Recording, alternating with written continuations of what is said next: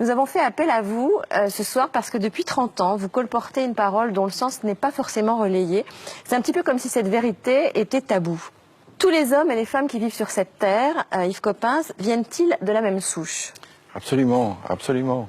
Tous les premiers hommes sont apparus en Afrique et depuis les premiers hommes, on considère qu'il y a eu 100 milliards d'êtres humains sur Terre. la Terre.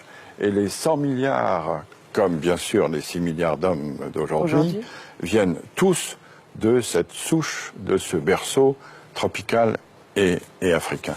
Tous nos ancêtres étaient africains. Tous nos ancêtres étaient africains. Nous sommes tous africains, Karine. Bah oui, moi je le sais en revanche. Ça veut dire que tous nos ancêtres... Je suis comme vous, je suis comme vous. Ça veut dire que tous nos ancêtres, Yves Coppens, en Afrique, il y avait du soleil, tous nos ancêtres étaient noirs?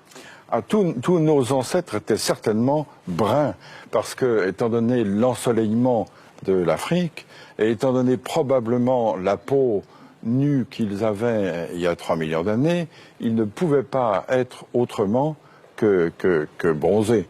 Tous les ancêtres, des Danois, des Espagnols, de tout le monde, etc., étaient noirs. Oui. Pourquoi ça ne se sait pas, à votre avis? Vous le dites, vous, depuis 30 ans. Ben oui, mais ma petite voix ne porte pas suffisamment. J'ai une voix confidentielle.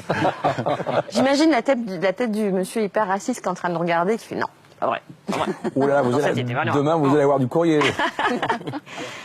Yves Coppens, en fait, les humains, enfin les préhumains sont partis dans différentes directions depuis l'Afrique. Et puis, pour s'adapter au climat, pour s'adapter à leur environnement, ils ont déterminé des traits qui étaient le plus adaptés, c'est ça?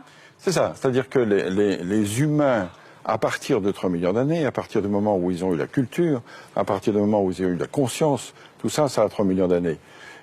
Petit à petit, se sont déployés et ils ont atteint d'autres climats.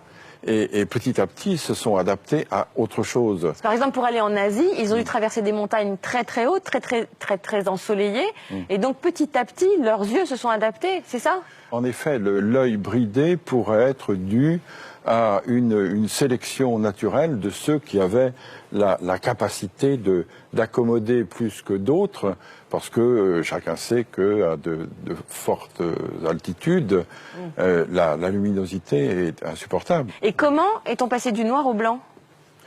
Là aussi, c'est un gradient de couleur, un gradient de coloration, c'est-à-dire qu'avec moins d'ensoleillement, on avait nécessité d'avoir une peau avec un écran moins fort pour que la synthèse de la vitamine D, qui est la synthèse de croissance, puisse se faire.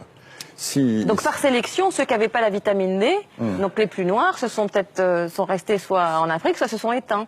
Et ce sont les de plus en plus blancs qui ont pu survivre. C'est une sélection qui s'est faite du noir au plus clair.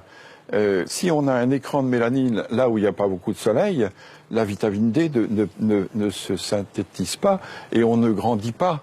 Et du coup, ça gêne évidemment la croissance et le développement de population. Donc le blanc pour vous, c'est pas une couleur? Le blanc, c'est une décoloration. Les blancs sont décolorés pour vous? Oui, je suis un décoloré. Ah oui. Et l'œil bleu, c'est épouvantable ce que je vais dire.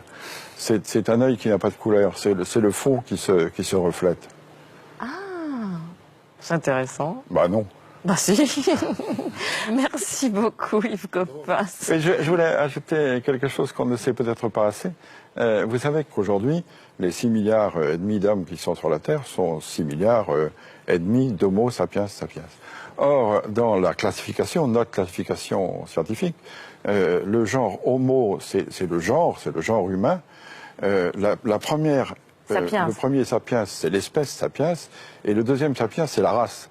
C'est-à-dire on est tous Homo sapiens sapiens. On peut être tous racistes, ça n'a pas d'importance, puisqu'on est tous de la même race. Donc il n'y a qu'une race. Ah oui, il n'y a qu'une race. Oui. Donc scientifiquement, Yves Coppens, les races n'existent pas.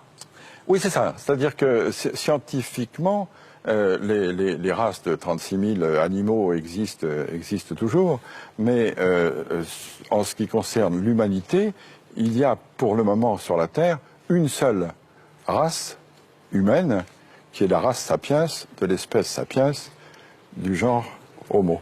Merci beaucoup Yves Coppens. Merci beaucoup, José.